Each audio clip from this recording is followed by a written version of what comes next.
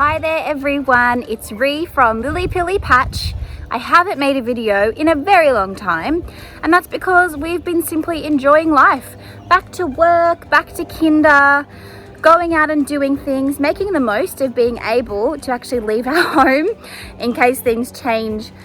Who knows what could happen. So I'll give you a bit of a tour of the garden, but really, other than turning the water on and coming out to harvest things like tomatoes and corn and beans, we really haven't been doing much up here.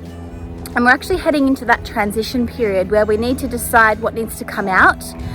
Will I put another kind of summery crop in and see how long it will last, or should I start letting the beds get ready for our autumn crops? I'll have to make that decision, but I'll show you what the garden's up to.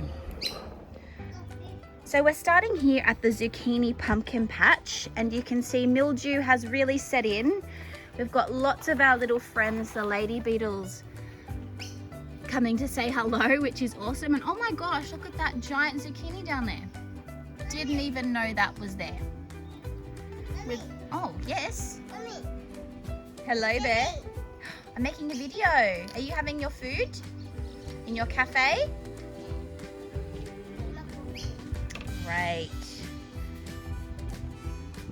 It's all really coming to an end. Our zucchinis are becoming far less productive. So I'm thinking I'm going to pull them out. I'm loving that little golden nugget pumpkin over there. And we've still got our two hiding in here. Considering I put 3 golden nugget plants in to only get 3 pumpkins, it's a little bit sad. Looking at the garden from this side, you can see same thing over here. Our pumpkin that was, I think, a self-seeded, or it was a viola. Again, I'm not too sure. It's only produced male flowers. So I haven't even had the option to grow pumpkins off that one, which is also a bit sad. Had very literal high hopes for our arches, but that one didn't get too covered, whereas if I come over this way, they worked a treat, except for that vine we haven't gotten one single flower. I couldn't even tell you what it is. So it's coming out, it's done nothing for us. Again, a bit of a failure, that one. But the opposite of failure has been our our tomato bed. We have been harvesting bucket after bucket after bucket, and I've literally just been out today and picked off a beautiful round of tomatoes. Oh yes, and I'll show you just what I got today. Look at that. Absolutely delicious. And maybe about 20 have gone to the chickens of what's already there. Our little fountain varieties that I had much success with last year didn't last very long this year. So the fountain varieties were nowhere near as successful as I expected them to be, but I'm really proud to say reining back the number of tomatoes we put in has actually been more successful. So after just 2 plants of different varieties, they've been allowed to be extremely healthy. They've trailed all over the place, and I've been pretty diligent in clipping away the dead leaves, and they've just been giving and giving and giving. Probably my best tomato crop ever, just from 2 plants. Absolutely amazing. Again, we've got one little sugar baby watermelon, but again, from all the 3 I've put in, I'm literally only growing 1 watermelon. Oh dear. This self-seeded pumpkin has done great, but again, no flowers. Does anyone know why that happens with self-seeding things? Our corn has all been harvested, but unfortunately, earwigs and caterpillars beat us to it. Come on, Mama. So with our corn, they grew beautiful cobs, and we self-fertilized by picking the male part off. And then we brought it down and dusted all the tendrils, which I did learn the name of, but I can't remember it now. There's an example there of one. But insects beat us to it. So next year, we'll have to think about how we can beat those insects. Our first set of red Norland potatoes, because the plants died all the way back. Absolutely delicious. We've used them in a potato salad, we've mashed them, we've done all kinds of things.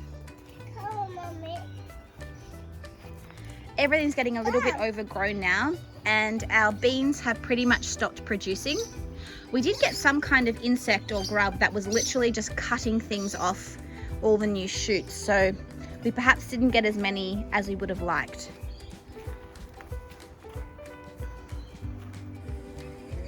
Asparagus, we've kind of let that go. I should have been eating that a bit more. I put in some lettuce as a quick fast crop and it's doing really well.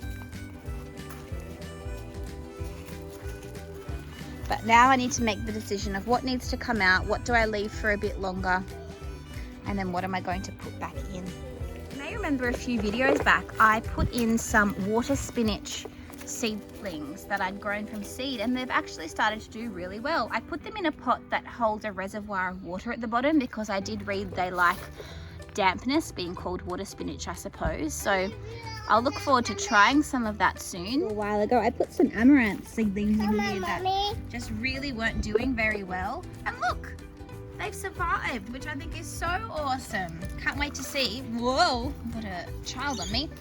Can't wait to see what colour the flowers turn out to be. Seeding lettuce over there.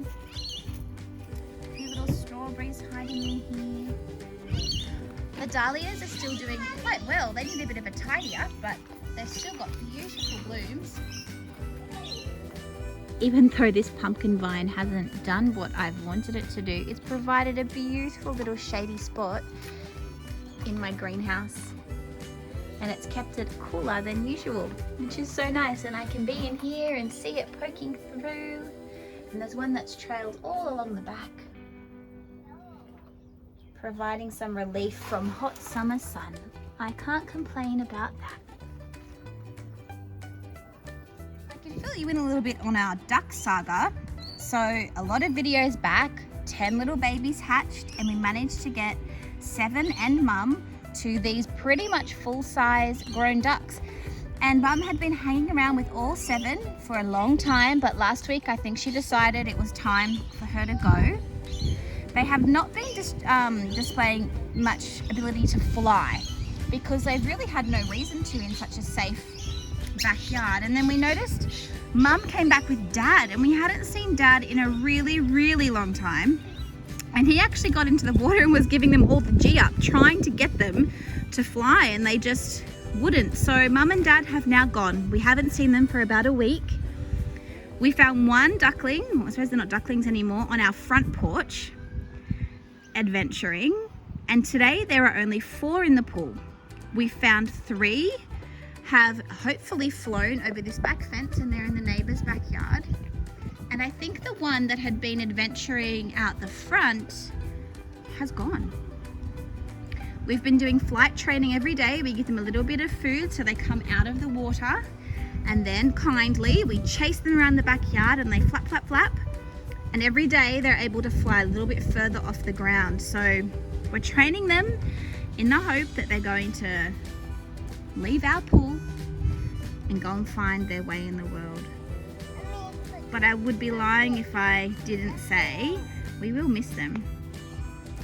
They're just gorgeous. Can you tell me about the ducks? No.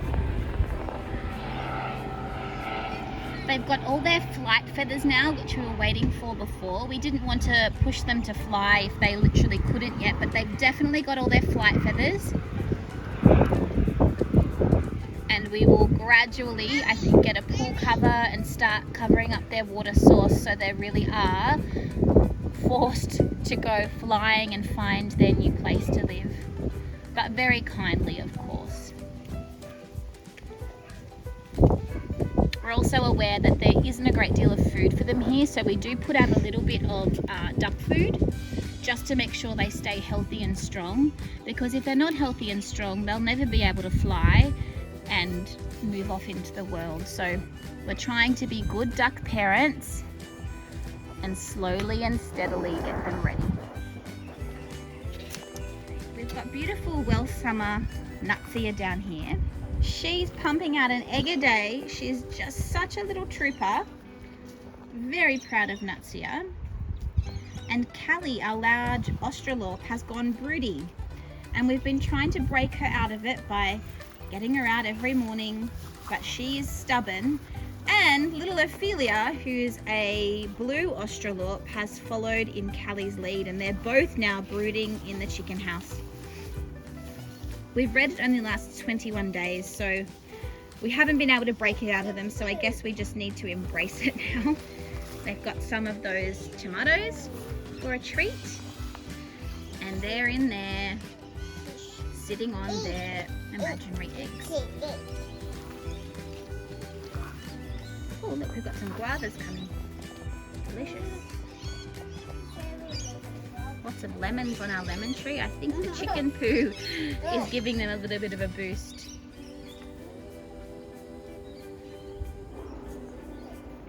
Hey Nutsia.